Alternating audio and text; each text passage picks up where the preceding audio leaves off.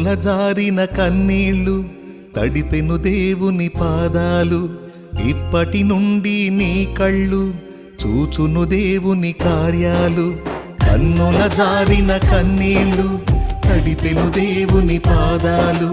ఇప్పటి నుండి నీ కళ్ళు చూచును దేవుని కార్యాలు.